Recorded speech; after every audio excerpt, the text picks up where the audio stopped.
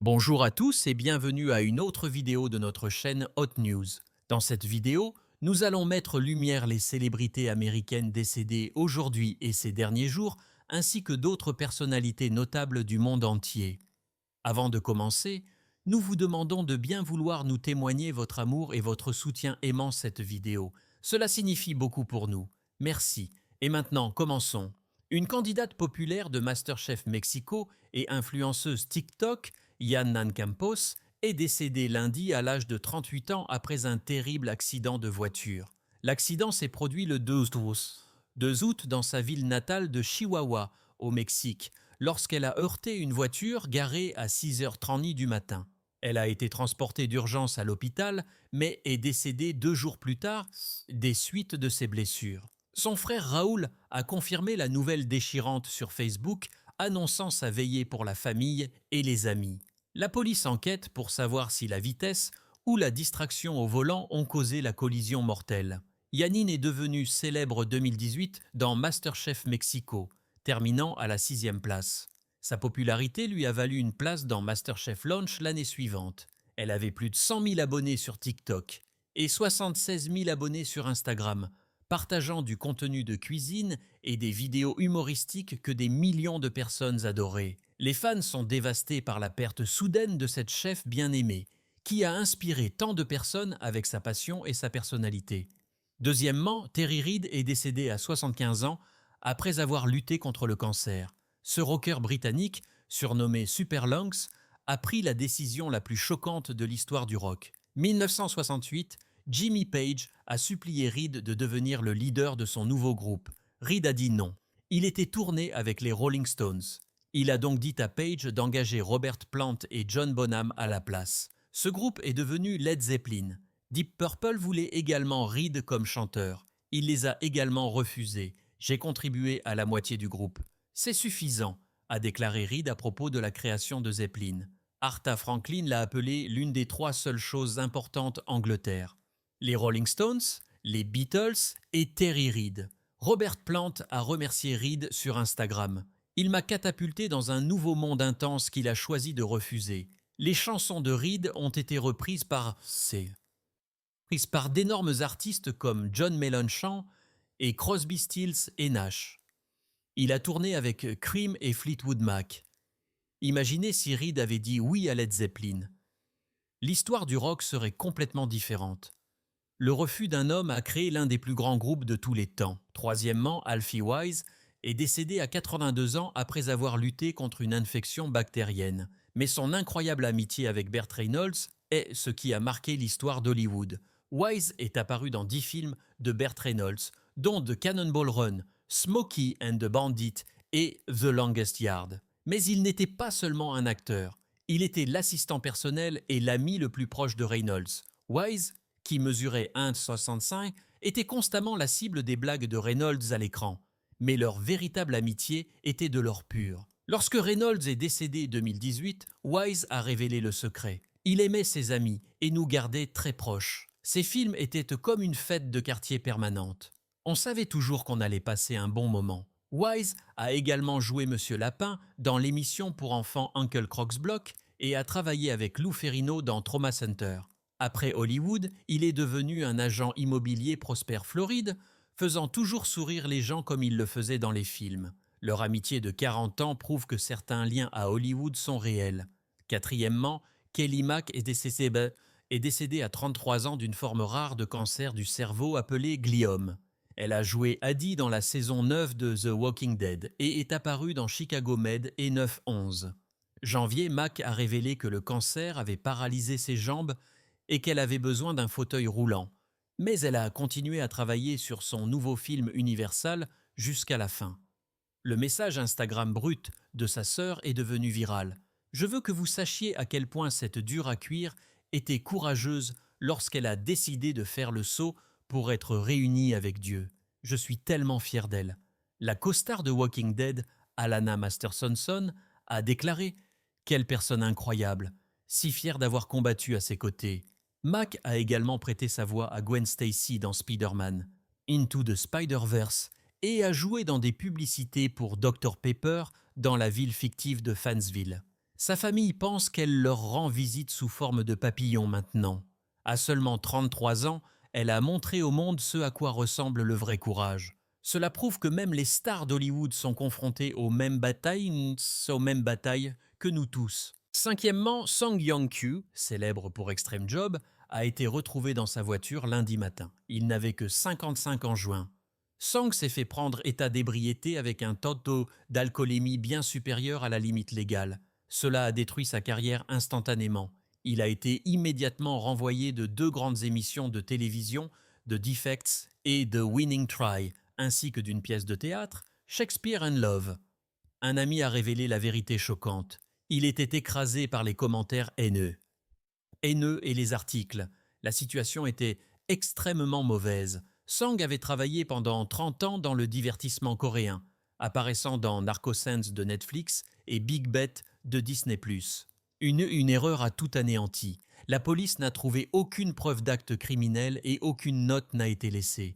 Cela montre à quelle vitesse la gloire peut se transformer tragédie. La pression dans le divertissement coréen est intense et un seul scandale peut détruire des décennies de travail. Sang laisse derrière lui une femme et 2 filles qui doivent maintenant faire face à cette perte dévastatrice. 6. Lonnie Anderson est décédée dimanche à 69 ans, quelques jours avant son 80e anniversaire, après avoir lutté contre une maladie dans un hôpital de Los Angeles. Anderson est devenue célèbre, jouant la réceptionniste intelligente Jennifer Marlowe dans WKRP à Cincinnati de 1978 à 1982, remportant des nominations aux Emmy et aux Golden Globes. Mais son mariage avec Burt Reynolds a été le plus grand désastre d'Hollywood. Ils se sont rencontrés lors du tournage de Stroker Ace et se sont mariés en 1988, mais la situation est rapidement devenue toxique. Anderson a révélé que Reynolds l'avait frappé à plusieurs reprises sous l'influence de l'alcool. Elle a dit « Burt m'a dit que personne ne me croirait parce qu'il était monsieur merveilleux ». Reynolds a répliqué, qualifiant leur mariage de vraiment stupide, et a affirmé qu'elle avait dépensé le maximum d'une carte de crédit de 45 000 $ 30 minutes. La bataille du divorce. La bataille du divorce a duré des années, avec une pension alimentaire impayée et des disputes publiques désagréables. Malgré tout, lorsque Reynolds est décédé en 2018, Anderson a déclaré « Son grand rire va nous manquer ». Cela montre comment les couples dorés d'Hollywood cachent souvent de sombres secrets derrière le glamour. 7. Jenny Seeley est décédée vendredi à 45 ans d'une infection intestinale. Mais son incroyable héritage va vous choquer. Seeley a fait 5,97 apparitions au Grand Ole Opry, un record qui ne sera peut-être jamais battu. Elle était littéralement Miss Country Soul. Son tube de 1966, Don't Touch Me, a remporté un Grammy et a atteint la 2e place des palmarès country. Mais voici ce qui l'a rendue légendaire. Lorsqu'elle s'est produite pour la première fois à l'Opry, toutes les femmes portaient de longues jupes à volants. Seeley a choqué tout le monde portant une mini-jupe. La direction de l'Opry était furieuse, mais Seeley a tenu bon et a dit « C'est ce que tout le monde porte Californie. La tendance arrive, que vous le vouliez ou non. » Elle avait raison. Bientôt, les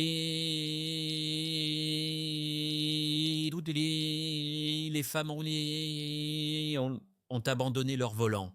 Seeley est devenue la première femme à animer le Grand Ole Opry et s'est battue pour l'égalité des femmes dans la musique country pendant des décennies. Son mari, John Ward, est décédé décembre et elle avait des problèmes de santé toute l'année. Dolly Parton l'a qualifiée d'une de mes amies les plus chères et l'une des plus grandes chanteuses de Nashville. 8. Cleo Laine est décédée le 24 juillet à l'âge de 97 ans. Elle était la plus grande chanteuse de jazz britannique, avec une tessiture vocale absolument incroyable de 4 octaves. Imaginez ça, elle pouvait passer de sa note la plus basse à sa note la plus haute et redescendre seulement 44 secondes. C'est surhumain. Elle était la seule musicienne à avoir été nominée aux Grammy Awards dans les catégories jazz, pop et classique. Elle a gagné 1985 et a obtenu une nomination aux Tony Awards à Broadway. Laine s'est produite avec Frank Sinatra et Ray Charles. 1992, elle a donné 5 concerts avec Sinatra au Royal Albert Hall de Londres. Mais voici la partie déchirante. Lorsque son mari, John Dankworth, est décédée 2010, elle a quand même donné le concert prévu et n'a annoncé sa mort qu'à la toute fin. Les critiques l'ont qualifiée tout simplement de meilleure chanteuse au monde et de trésor national britannique. Elle s'est produite pendant 6 décennies avec cette voix légendaire. La plupart des chanteurs perdent leur tessiture après 20 ans, mais Lane a continué avec force jusqu'à ses 90 ans. C'est ce qui sépare les légendes de tous les autres. 9. Hulk Hogan est décédé le 24 juillet à 71 ans d'une crise cardiaque à son domicile Floride. Mais la véritable histoire est bien plus profonde. Les dossiers médicaux ont révélé qu'il avait secrètement lutté contre le cancer du sang et des problèmes cardiaques et pendant des années. Des sources disent que sa santé s'est détériorée rapidement dans ces dernières semaines. Voici la partie folle. Quelques semaines auparavant, Hogan avait l'air parfaite santé lorsqu'il a déchiré sa chemise à la convention républicaine pour Trump. Personne n'avait vu cela venir. Sa femme, Keira Sky, avait nié les rumeurs selon lesquelles il était dans le coma, insistant sur le fait que son cœur était fort après des opérations chirurgicales récentes. Mais des initiés révèlent que Hogan a passé ses derniers jours à faire la paix avec des membres de sa famille, y compris sa fille Brooke, qui ne lui avait pas parlé depuis des années. WWE l'a qualifié de l'une des figures les plus reconnaissables de la culture pop qui a créé l'empire de la lutte que nous connaissons aujourd'hui. L'homme qui a inventé Hulkamania et a rendu la lutte grand public est parti. Ses funérailles ont attiré des stars de la WWE et des célébrités pour honorer la légende. De Terry Blair à icône mondiale, quel voyage! 10. Hulk Hogan est décédé le 24 juillet à 71 ans d'une crise cardiaque à son domicile Floride. Mais la véritable histoire est bien plus profonde. Les dossiers médicaux ont révélé qu'il avait secrètement lutté contre le cancer du sang et des problèmes cardiaques pendant des années. Des sources disent que sa santé s'est détériorée rapidement dans ces dernières semaines. Voici la partie folle. Quelques semaines auparavant, Hogan avait l'air parfaite santé, déchirant sa chemise à la convention républicaine pour Trump. Personne n'avait vu cela venir. Sa femme, Sky, avait nié les rumeurs selon lesquelles il était dans le coma, insistant sur le fait que son cœur était fort après des opérations chirurgicales récentes. Mais des initiés révèlent que Hogan a passé ses derniers jours à faire la paix avec des membres de sa famille, y compris sa fille, Brooke, qui ne lui avait pas parlé depuis des années. WWE l'a qualifié de l'une des figures les plus reconnaissables de la culture pop qui a créé l'empire de la lutte que nous connaissons aujourd'hui. L'homme qui a inventé Hulkamania et a rendu la lutte grand public est parti. Ses funérailles ont attiré des stars de la WWE et des célébrités pour honorer la légende de Terry Blair à icône mondiale quel voyage. Kenneth Washington est décédé le 8 juillet à 88 ans, entouré de ses proches. Mais son histoire va vous époustoufler. Washington a marqué l'histoire de la télévision 1970 lorsqu'il a rejoint Hogan's Heroes dans le rôle du sergent Richard Baker, devenant l'un des premiers acteurs noirs à avoir un rôle régulier à la télévision. Il était le dernier membre principal de la distribution survivant de la série à succès sur les prisonniers dans l'Allemagne nazie. Voici ce qui est incroyable. Washington a également été le premier acteur noir à jouer un rôle important dans Petticoat Junction 1963. Il brisait les barrières playées partout. Il est apparu dans des séries légendaires comme Star Trek, I Dream of Jeannie et The Rockford Files. Ses crédits cinématographiques incluent le classique de science-fiction Westworld. Après avoir pris sa retraite d'acteur, Washington est retourné à l'école, a obtenu son diplôme et est devenu professeur enseignant sur les acteurs noirs au cinéma. Des rôles télévisés révolutionnaires à l'éducation de la prochaine génération, quel héritage! Le dernier morceau de l'histoire des héros de Hogan vient de disparaître pour toujours. Connie Francis est décédée à 87 ans, Floride, après avoir lutté contre une pneumonie. Mais son dernier chapitre va vous époustoufler. Elle a été la première femme à atteindre le numéro 1 du Billboard avec Everybody Somebody's Fool 1960. Mais voici la partie folle. À 87 ans, Francis a connu un énorme retour force sur TikTok. Sa chanson de 1962, Pretty Little Baby, est devenue virale avec plus de 2 millions de vidéos. Elle a fait rejoindre TikTok et a remercié ses fans, disant qu'elle était abasourdie que des enfants de maternelle connaissent sa musique 63 ans plus tard. Francis a survécu à des défis incroyables. Elle a été attaquée 1975, a perdu sa voix après une opération chirurgicale et son frère a été assassiné 1981. Elle a remporté un procès de 2,5 millions de dollars, l'une des plus importantes indemnités jamais versées dans une telle affaire. D'idole des adolescents des années 1950 à sensation TikTok à 87 ans, elle a vendu plus de 200 millions de disques dans le monde entier et a prouvé qu'il n'est jamais trop tard pour un retour. Quel incroyable acte final pour une véritable légende. Eileen Fulton est décédée le 14 juillet à 91 ans après avoir joué Lisa Miller dans As the World Turns pendant près de 50 ans. Elle a littéralement créé le trope de la méchante des feuilletons et est devenue l'une des actrices les plus anciennes de la télévision. Voici ce qui est fou. Lisa a eu 8 maris pendant la série. Son nom complet de femme mariée était Lisa Miller, Hughes, Eldridge, Shackleman, McCall Mitchell, Grimaldi Shedwin. Les fans étaient tellement obsédés qu'ils attaquaient Kate Fulton dans la vraie vie. Une femme tailleur Chanel l'a giflée devant un grand magasin criant « Je te déteste ». Dans les années 1970, Fulton avait une clause de mamie dans son contrat, garantissant qu'elle ne jouerait jamais une grand-mère parce que les grands-mères n'avaient pas de romance. Une fois, elle a menacé de sortir du scénario direct à l'antenne lorsque les scénaristes ne voulaient pas révéler si Lisa était une meurtrière. Nous sommes directs, n'oubliez pas. De fille de pasteur à méchante ultime de la télévision, elle a transformé le fait d'être détestée une carrière de 50 ans. C'est ainsi que l'on crée un personnage légendaire. Julianne McMahon est décédée le 2 juillet à 56 ans après avoir lutté contre le cancer privé.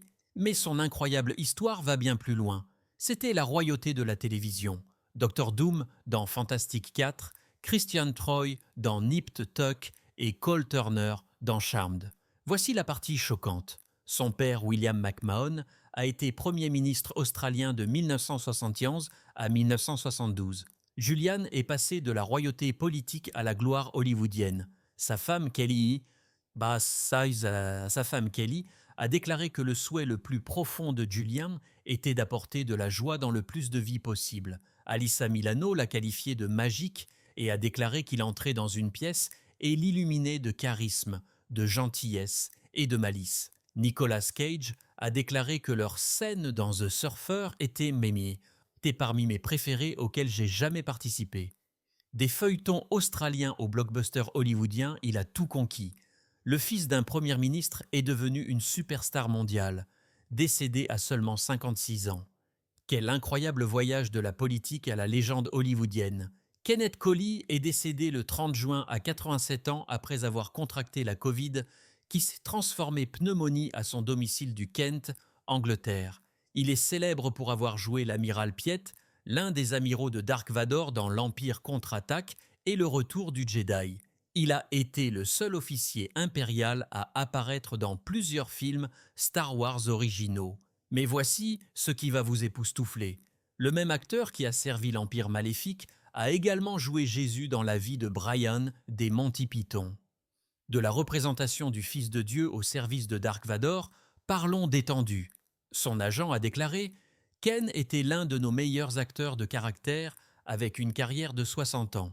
Michael Palin de Monty Python l'a qualifié de toujours fiable, toujours convaincant et formidable avec qui travailler. Colley adorait les conventions Star Wars où les fans l'adoraient dans le monde entier. Son rôle préféré était de jouer Estrillon dans Waiting for JDAU 2014. De Jésus à l'amiral impérial, quel incroyable voyage de 60 ans dans le divertissement.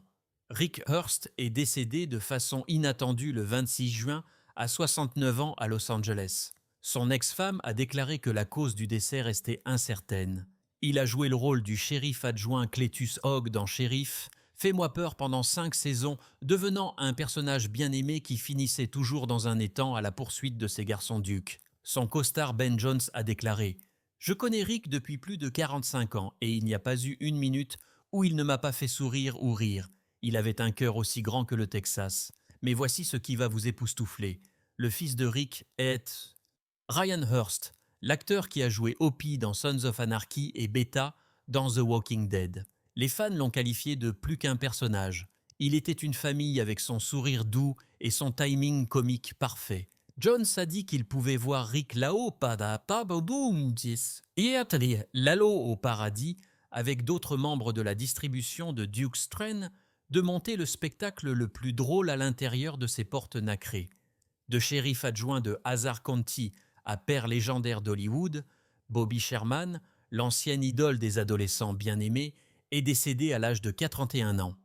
Connu pour ses succès comme Little Woman et Julie, Do You Love Me, Bobby a conquis les cœurs à la fin des années 60 et 70 avec sa musique et son rôle dans Here Come the Brides. Mais son héritage va bien au-delà du divertissement. Après s'être éloigné de la gloire, il est devenu un véritable héros, servant comme ambulancier paramédical et agent de formation auprès du LAPD et du San Bernardino County Sheriff's Department. Sa femme, Brejgit Publang, l'a décrit comme courageux, gentil et plein de lumière. Même dans ces derniers jours, l'humour et la chaleur de Bobby sont restés, montrant le même charme qui a autrefois illuminé les scènes et les écrans de télévision. Il s'est consacré à sauver des vies, à aider les autres et à laisser un impact durable sur chaque personne qu'il a rencontrée. Son dévouement, sa générosité et sa passion continuent d'inspirer.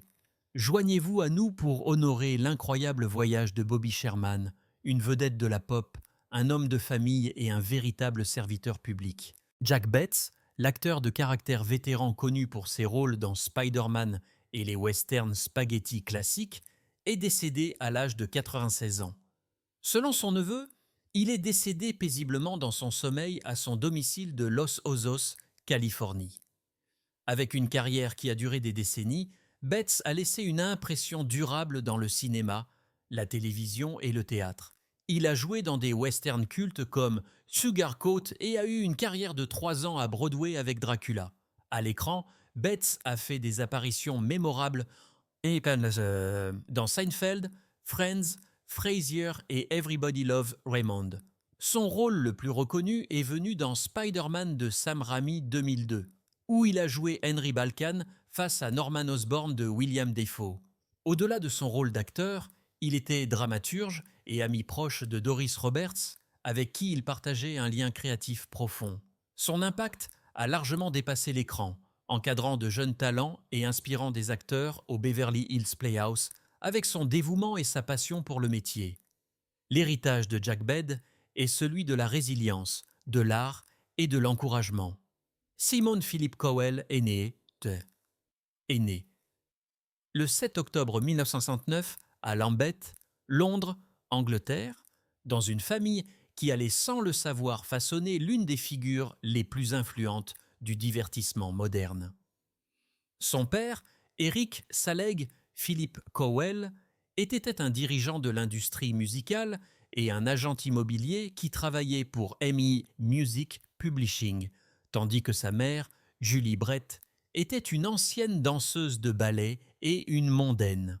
Cette combinaison unique de sensibilité artistique et de sens des affaires s'avérera prophétique dans la trajectoire de carrière ultérieure de Simon. Ayant grandi dans la banlieue cossue du Hertfordshire, Simon était le deuxième de 4 enfants.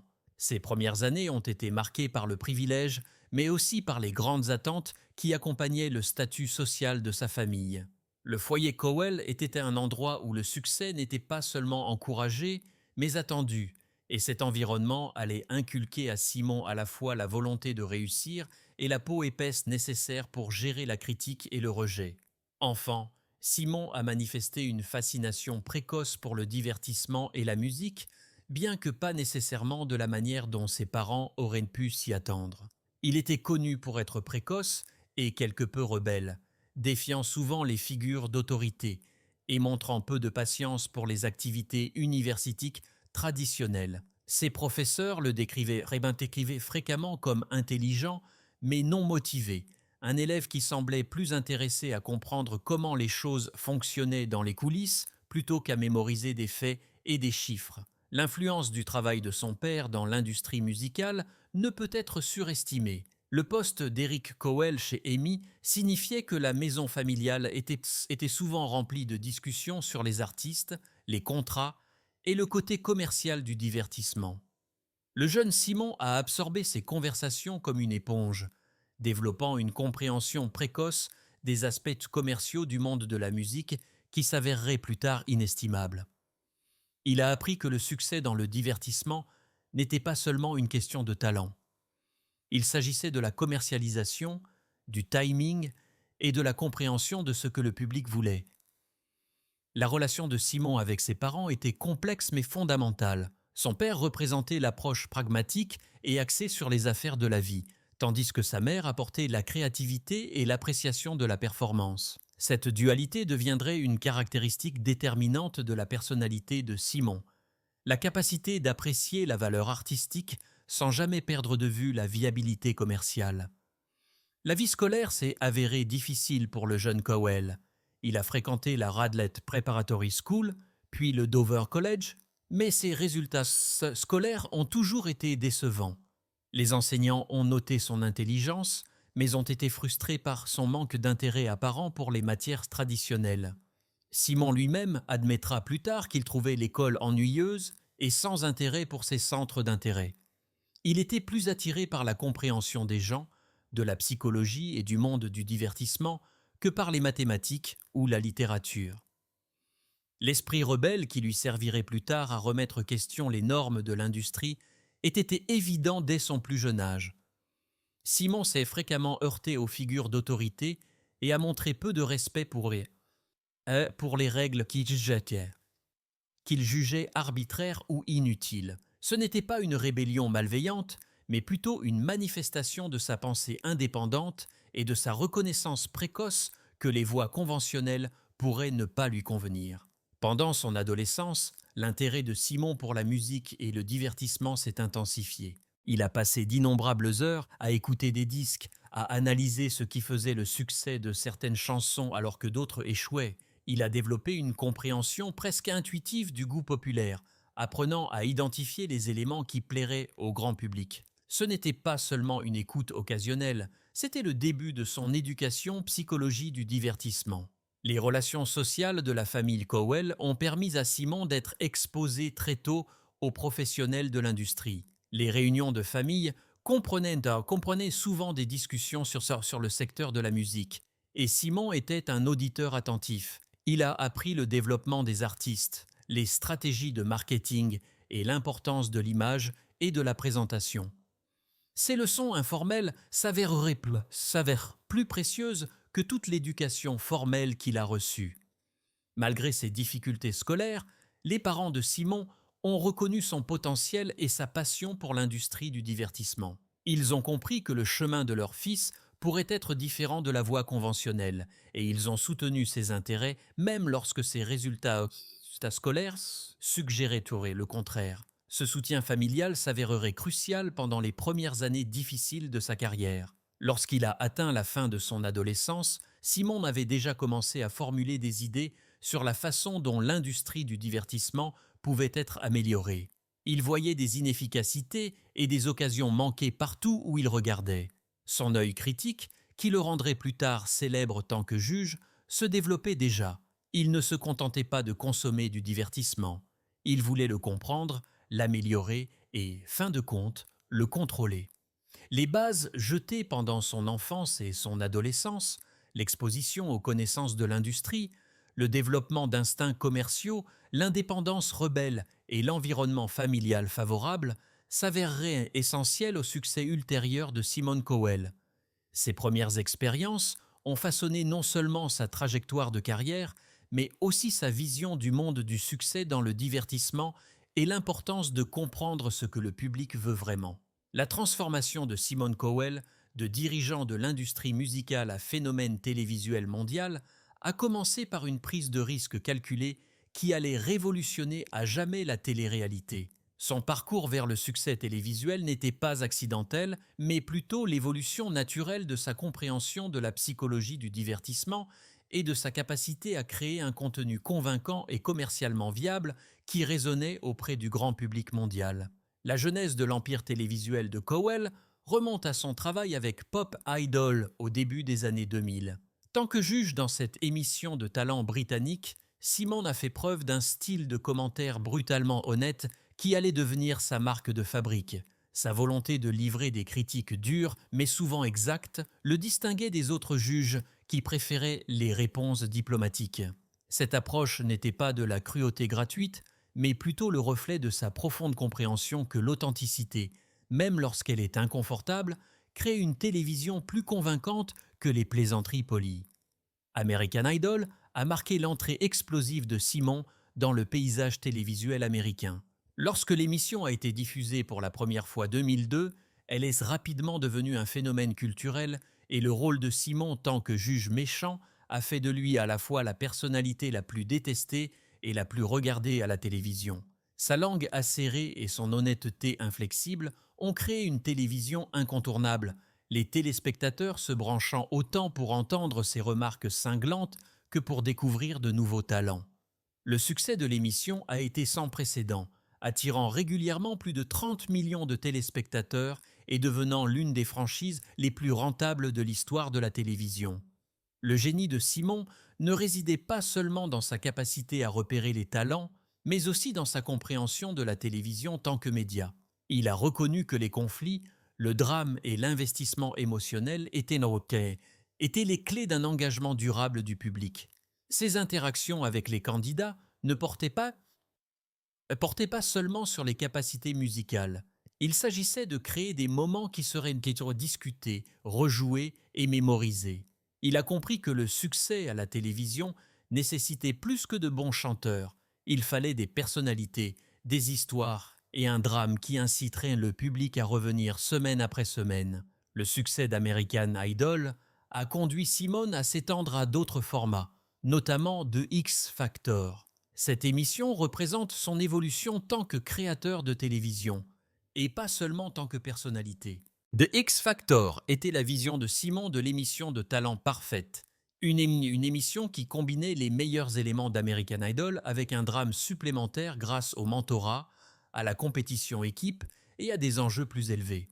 Le format de l'émission que Simon a développé et dont il était propriétaire est devenu une franchise mondiale, adaptée dans des dizaines de pays et générant des centaines de millions de revenus. Britain's Got Talent et plus tard America's Got Talent ont représenté la reconnaissance par Simon du fait que les émissions de talent pouvaient s'étendre au-delà du chant. Ces émissions de variété ont permis d'accueillir un plus large éventail d'artistes et ont créé des moments de télévision encore plus dramatiques et imprévisibles. Le rôle de Simon a évolué, passant de simple juge à producteur exécutif et force créative derrière le succès de l'émission. Sa capacité à identifier ce qui fonctionnerait à la télévision s'étendait au-delà des numéros individuels à des formats d'émissions entiers et à des éléments de production. Le succès financier de ces émissions a été stupéfiant.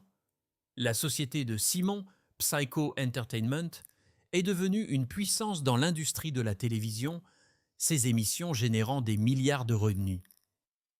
De revenus grâce à la publicité, aux ventes de formats internationaux, aux ventes de musique des gagnants et au merchandising.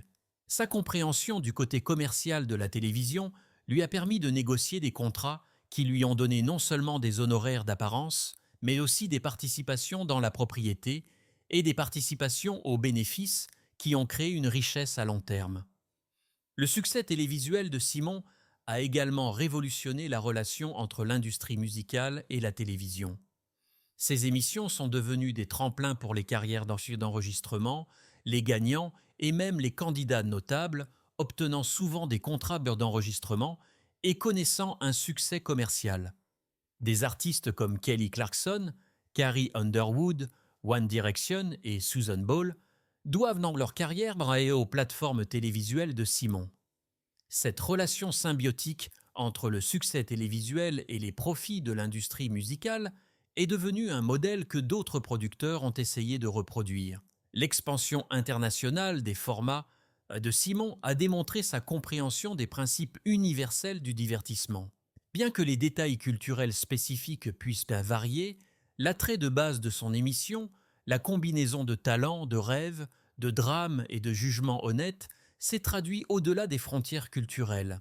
Les franchises de X Factor et Got Talent sont devenues des phénomènes mondiaux, avec des versions locales, conservant les éléments essentiels qui ont fait le succès du format original, tout s'adaptant aux goûts et préférences locaux. L'évolution de Simon tant que personnalité de la télévision a été tout aussi importante pour le succès de son émission. Tout conservant sa réputation d'honnêteté brutale, il a progressivement montré plus de chaleur et de vulnérabilité, particulier lorsqu'il traitait avec de jeunes candidats ou ceux qui avaient c'est des histoires personnelles pour les convaincantes. Cette évolution l'a rendu plus attachant tout conservant l'authenticité qui l'avait rendu célèbre. Il a appris à équilibrer son rôle de juge sévère avec des moments d'émotion et d'encouragement authentiques. L'évolution technologique de la télévision a également joué faveur de Simon. L'essor des médias sociaux a créé de nouvelles opportunités pour ses émissions de générer du buzz et de l'engagement au-delà de la diffusion traditionnelle. Les moments mémorables de ces émissions sont devenus du contenu viral, étendant leur portée et leur impact culturel bien au-delà de leurs audiences télévisées initiales. Simon a compris et exploité ces nouvelles plateformes pour maintenir la pertinence de son émission dans un paysage médiatique de plus fragmenté. Son succès à la télévision a également permis à Simon d'influencer l'industrie du divertissement au sens large. Ses opinions sur les talents, ses prédictions sur les carrières et ses décisions commerciales ont eu du poids dans tout Hollywood et l'industrie musicale. Il est devenu non seulement une personnalité de la télévision, mais aussi un faiseur de roi de l'industrie dont l'approbation pouvait lancer des carrières et dont les critiques pouvaient y mettre fin. L'héritage du succès télévisuel de Simon s'étend au-delà des émissions ou des personnalités individuelles. Il a fondamentalement changé la façon dont les concours de talent sont structurés, la façon dont les juges interagissent avec les candidats et la façon dont la télévision peut servir de pont entre les artistes inconnus et le succès grand public. Son influence peut être vue dans pratiquement toutes les émissions de talent qui ont suivi avec des producteurs essayant de recréer la formule magique de la critique honnête, de l'investissement émotionnel et de la viabilité commerciale qui ont fait de ces émissions des phénomènes culturels. Le parcours de Simon Cowell à travers divers problèmes de santé a été aussi dramatique et étroitement surveillé que sa carrière à la télévision, révélant un côté plus vulnérable du mania du divertissement qui avait toujours projeté une image d'invincibilité. Ces problèmes de santé ont non seulement eu un impact sur sa vie personnelle, mais ont également influencé ses décisions professionnelles et ont fourni des moments de véritable connexion humaine avec son public mondial. La crise de santé la plus importante et la plus publique de la vie de Simon s'est produite août 2020 lorsqu'il a subi une grave blessure au dos qui allait fondamentalement changer sa perspective sur la santé, la mortalité et l'importance du bien-être physique. Tout testant un nouveau vélo électrique à son domicile de Malibu, Simon est tombé et s'est cassé le dos à plusieurs endroits, nécessitant une intervention chirurgicale d'urgence immédiate et une longue période de convalescence. L'accident était si grave que les médecins n'étaient initialement pas certains de l'étendue des dommages permanents ou de sa capacité à remarcher normalement.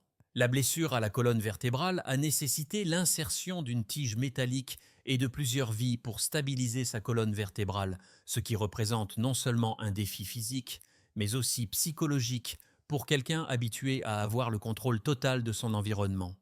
Le processus de rétablissement a été épuisant, impliquant des mois de physiothérapie, de gestion de la douleur et l'expérience humiliante de devoir réapprendre les mouvements et les activités de base qu'il avait toujours tenus pour acquis. Cette période de vulnérabilité a été particulièrement difficile pour quelqu'un dont la personnalité publique avait toujours été construite autour de la force et de l'autorité décisive. Avant cet accident majeur, Simon avait déjà été confronté à divers problèmes de santé qui reflétaient à la fois son mode de vie très stressant et son âge avancé. Son emploi du temps chargé, qui impliquait souvent de longues journées de tournage, de nombreux voyages entre les différentes versions en bagages, sa version internationale de ses émissions, et la pression constante de maintenir de multiples franchises de télévision à succès avaient eu un impact cumulatif sur sa santé physique. Le rythme notoire de l'industrie du divertissement et les attentes placées sur les personnalités de haut niveau ont créé une tempête parfaite de problèmes de santé liés au stress. Les difficultés de Simon à maintenir un équilibre sain entre le travail et la vie personnelle sont devenues plus apparentes lorsqu'il est entré dans sa soixantaine. Le calendrier incessant des réunions de production, des séances de tournage et des voyages internationaux nécessaires à la gestion d'un empire mondial du divertissement a commencé à montrer des manifestations physiques. Il a connu des périodes d'épuisement qui allaient au-delà de la fatigue normale, indiquant que son corps avait du mal à suivre les demandes qu'il lui imposait. La blessure au dos a également attiré l'attention sur les précédentes frayeurs de Simon matière de santé et sur les défis permanents liés au maintien de la forme physique. Bien qu'il ait accès aux meilleurs soins médicaux et aux meilleurs entraîneurs personnels, la nature sédentaire de son travail, passant de longues heures assis dans des fauteuils de juge et dans des salles de réunion, avait contribué à divers problèmes musculo-squelettiques au fil des ans. L'accident de vélo dramatique a été le point culminant d'années de stress physique accumulé et d'une attention insuffisante aux soins préventifs. Pendant sa période de convalescence, Simon est devenu plus ouvert à la discussion des aspects de la santé mentale liés à la gestion d'une blessure grave et à la peur d'une invalidité permanente. Pour quelqu'un dont la carrière dépendait de la projection de la confiance et de l'autorité, l'expérience d'être physiquement vulnérable et dépendant des autres pour les soins de base était profondément difficile. Il a parlé ouvertement des moments de dépression et d'anxiété pendant sa convalescence, offrant un rare aperçu des luttes émotionnelles auxquelles les personnalités publiques prospères sont souvent confrontées privées. La blessure a également forcé Simon à affronter sa propre mortalité d'une manière qu'il avait auparavant évitée. À un âge où de nombreuses personnes ont commencé à envisager sérieusement la retraite, Simon avait fonctionné comme s'il pouvait maintenir son rythme intense indéfiniment. L'accident a servi de rappel brutal que les limitations physiques sont réelles et que même les carrières les plus réussies peuvent être interrompues par des crises de santé indépendantes de la volonté de quiconque. L'approche de Simon face à son rétablissement a révélé à la fois sa détermination et sa volonté de s'adapter lorsqu'il était confronté à des circonstances inévitables. Plutôt que d'essayer de se précipiter pour reprendre son emploi du temps complet, il a pris les conseils médicaux au sérieux et s'est engagé dans un processus de réadaptation approprié.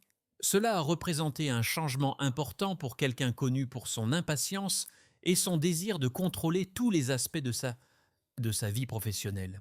La crise de santé a également eu un impact sur les engagements télévisuels et les opérations commerciales de Simon. Son absence des émissions directes pendant sa convalescence a nécessité des ajustements au calendrier de production et a mis évidence à quel point son implication personnelle était essentielle au succès de son empire du divertissement. Cette période a démontré à la fois les forces et les vulnérabilités de la construction d'une entreprise si étroitement liée à la participation personnelle d'un individu. Tout au long de son rétablissement, Simon est devenu un défenseur de la sécurité à vélo et a parlé de l'importance de prendre sa santé au sérieux, quel que soit son âge ou son état physique antérieur. Sa volonté de discuter publiquement de sa vulnérabilité a contribué à humaniser une figure qui avait souvent été perçue comme invulnérable et a fourni de précieuses leçons sur l'importance des soins préventifs et d'une évaluation réaliste des limitations physiques. L'expérience a également conduit à des changements dans le mode de vie et les priorités de Simon. Il a commencé à accorder plus d'attention à la thérapie physique, aux examens médicaux réguliers et à l'importance du maintien de la force physique et de la flexibilité. La blessure a servi de signal d'alarme quant à la nécessité d'équilibrer les ambitions professionnelles avec la santé personnelle et le bien-être. Le parcours de Simon en matière de santé a continué d'être un sujet d'intérêt public et un défi personnel alors qu'il naviguait dans les effets continus de sa blessure tout essayant de maintenir ses engagements professionnels. Son ouverture sur ces luttes a permis de brosser un tableau plus complet de l'homme derrière le personnage de la télévision et a démontré que même les personnes les plus prospères doivent affronter les réalités du vieillissement et de la vulnérabilité physique. Les pertes personnelles que Simon Cowell a subies, mais tout au long de sa vie, ont profondément façonné son caractère et ont donné de la profondeur à une personnalité publique, souvent perçue uniquement à travers le prisme de son succès professionnel. Ces expériences de deuil, de perte et de tragédie familiale ont révélé les aspects plus humains de sa personnalité et ont influencé ses relations, tant personnelles que professionnelles, d'une manière qui va bien au-delà de ce que le public voit généralement. La perte la plus dévastatrice dans la vie de Simon a été la mort de sa mère bien-aimée, Julie Brett Cowell, juillet 2015. Julie avait été non seulement un parent, mais aussi la confidente la plus proche de Simon, sa plus grande partisane et sa conseillère la plus fiable tout au long de sa carrière.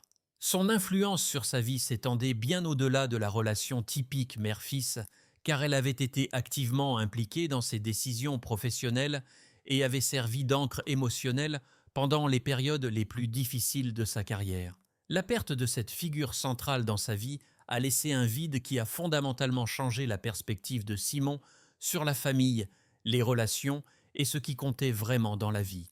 La mort de Julie Cowell est survenue après une période de déclin de sa santé, au cours de laquelle Simon était devenu de plus conscient de la mortalité de sa mère et avait fait des efforts pour passer plus de temps de qualité avec elle. Malgré son emploi du temps international chargé, il avait donné la priorité à sa présence pendant ces derniers.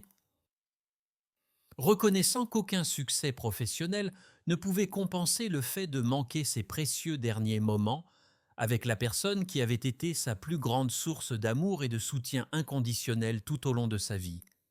Le chagrin qui a suivi le décès de sa mère a été profond et durable. Simon, qui avait toujours été extrêmement discret sur ses émotions personnelles, s'est retrouvé aux prises avec un niveau de tristesse et de perte qu'il n'avait jamais connu auparavant. Des amis et des collègues ont noté un changement visible dans son comportement pendant cette période, observant des moments de vulnérabilité rarement vus chez quelqu'un connu pour son contrôle émotionnel et son sang-froid professionnel. L'influence de Julie sur la vie de Simon avait été incommensurable. C'est elle qui avait encouragé son intérêt précoce pour l'industrie du divertissement, qui l'avait soutenu pendant les premières années difficiles de sa carrière, alors que le succès semblait incertain, et qui avait célébré ses réalisations sans jamais laisser celle-ci changer son amour et son soutien fondamentaux pour son fils, tant que personne plutôt que tant que célébrité. Sa mort signifiait la perte de la seule personne qu'il connaissait complètement et qu'il aimait inconditionnellement, indépendamment de son succès professionnel ou de son image publique. L'impact de la mort de sa mère s'est également étendu à la vie professionnelle de Simon. Les personnes proches de lui ont observé qu'il est devenu plus disponible émotionnellement et plus empathique, particulier lorsqu'il traitait avec de jeunes candidats dans ses émissions qui lui rappelaient la vulnérabilité qui accompagne la poursuite de rêves dans l'industrie du divertissement. Ses interactions avec les familles dans ces émissions ont pris une résonance plus profonde car il comprenait plus personnellement l'importance du soutien familial et la douleur d'une perte potentielle. Au-delà de la mort de sa mère, Simon a également subi la perte d'amis proches et de collègues au sein de l'industrie du divertissement.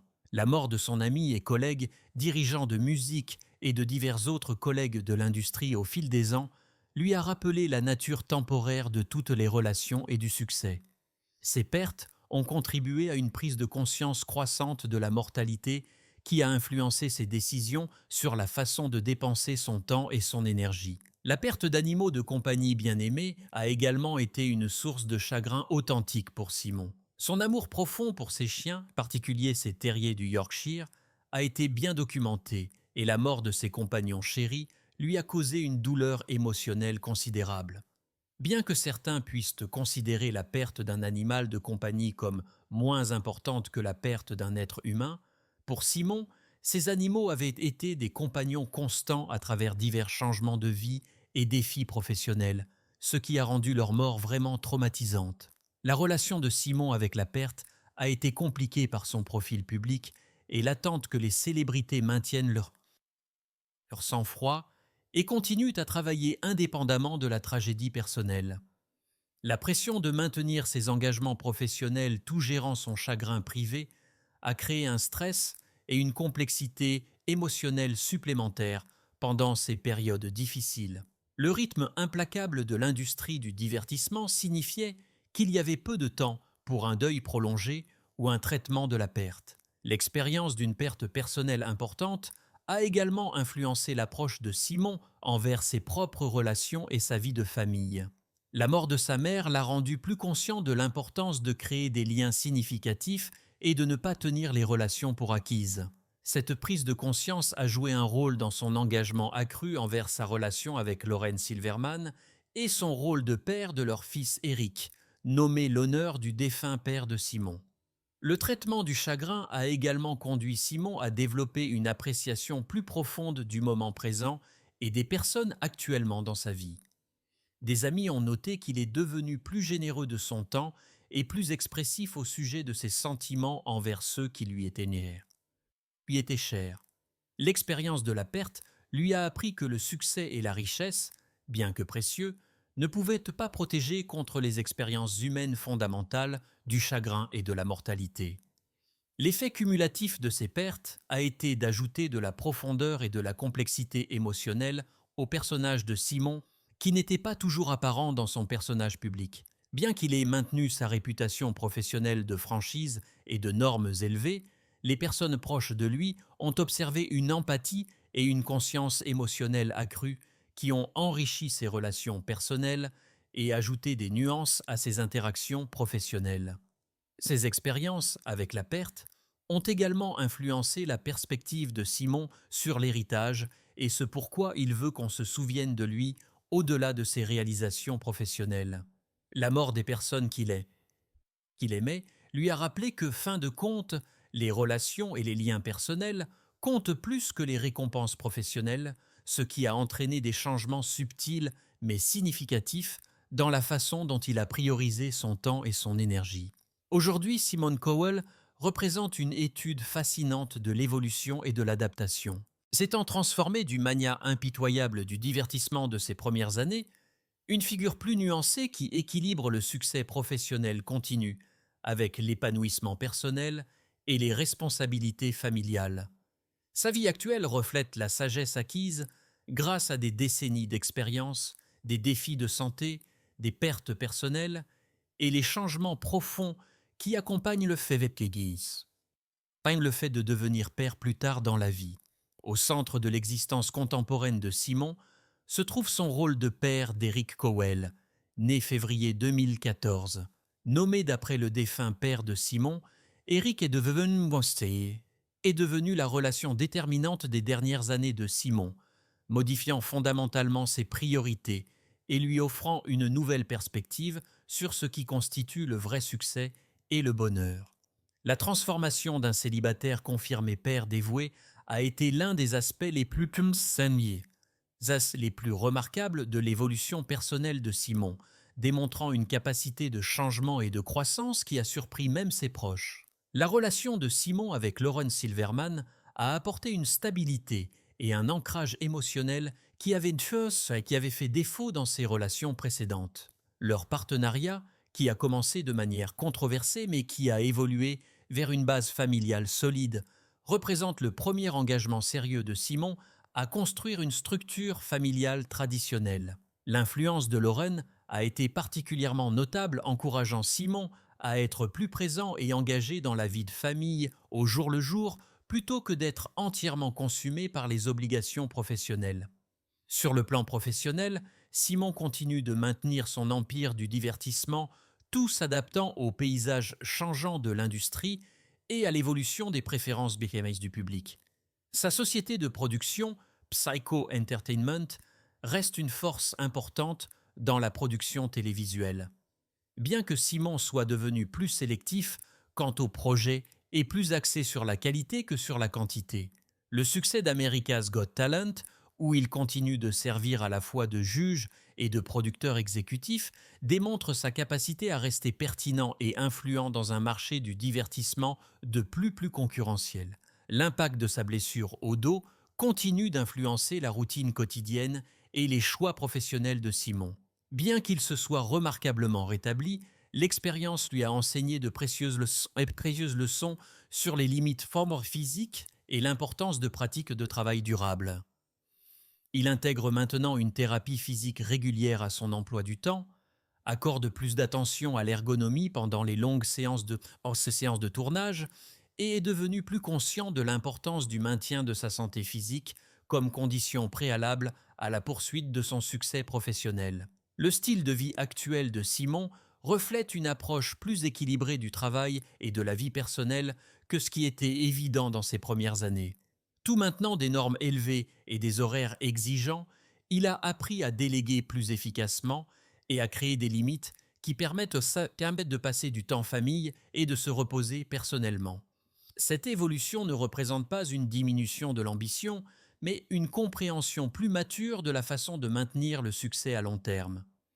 L'évolution technologique de l'industrie du divertissement a exigé de Simon qu'il adapte ses approches tout conservant ses forces fondamentales. Les médias sociaux, les plateformes de diffusion continue et l'évolution des habitudes de visionnage ont transformé la façon dont le public consomme le divertissement, et Simon a fait preuve d'une agilité remarquable, adaptant ses formats et ses techniques de production pour rester pertinent dans ce nouveau paysage. Ces émissions continuent de générer un engagement important sur les médias sociaux, démontrant sa compréhension de la façon de créer du contenu qui fonctionne sur plusieurs plateformes. La philosophie d'entreprise actuelle de Simon reflète les leçons apprises grâce à des décennies d'expérience et à divers défis personnels. Il est devenu plus collaboratif dans son approche, plus disposé à partager le contrôle créatif avec des partenaires talentueux et plus axé sur des pratiques commerciales durables qui peuvent continuer indépendamment de son implication personnelle. Cela représente une évolution importante par rapport à ses premières années où il maintenait un contrôle strict sur tous les aspects de ses pays, tous les aspects de ses projets. L'influence de la paternité sur les décisions professionnelles de Simon a été profonde et visible. Il est devenu plus conscient des messages que ses émissions envoient aux jeunes téléspectateurs, plus favorable au contenu familial et plus conscient de l'impact que le divertissement peut avoir sur les esprits de développement. Cela n'a pas signifié qu'il a abandonné son engagement envers une rétroaction honnête, mais plutôt qu'il a contextualisé cette honnêteté dans un cadre qui tient compte des implications plus larges de la critique publique. La relation de Simon avec sa famille élargie a également évolué avec son rôle de père, créant de nouvelles connexions et approfondissant les relations existantes. Son engagement à faire sorte qu'Éric connaisse et apprécie son héritage familial a conduit à une participation accrue avec les parents et à une plus grande appréciation des traditions et de l'histoire familiale.